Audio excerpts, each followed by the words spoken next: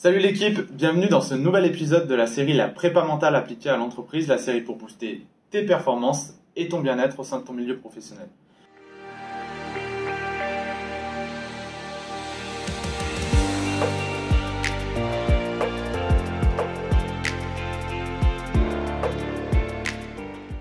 Alors dans cette vidéo, j'avais envie d'aborder un nouveau thème, celui de comment prédire la réussite d'une personne ou d'une organisation. En fait, c'est assez simple.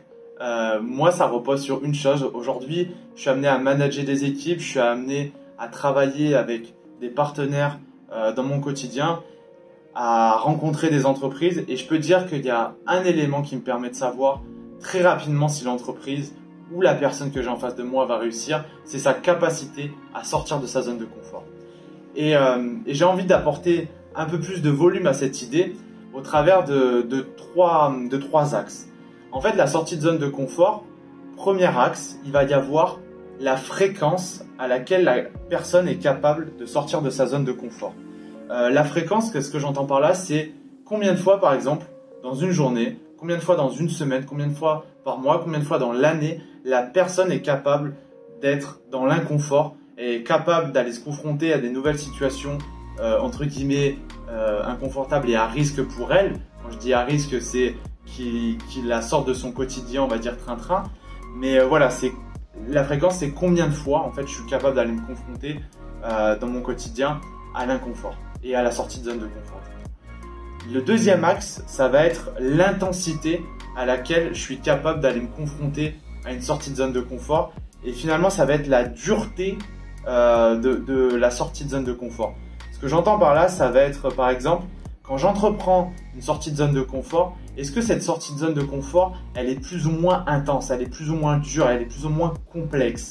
Et donc du coup, c'est intéressant d'aller sur cet axe-là parce que plus vous allez sortir régulièrement de votre zone de confort, plus ça va être facile en fait d'aller se confronter à des choses qui sont de plus en plus dures et donc à des intensités de sortie de zone de confort de plus en plus complexes. Et on sait que plus on va sortir fréquemment de sa zone de confort et plus ça va être intense, plus vous allez être capable de gérer des choses que les autres ne font pas et donc du coup d'avoir des réussites que beaucoup de gens n'ont pas.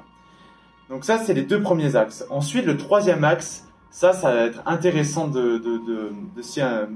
d'en parler, ça va être l'étendue sur laquelle je suis capable d'aller me confronter à ma sortie de zone de confort.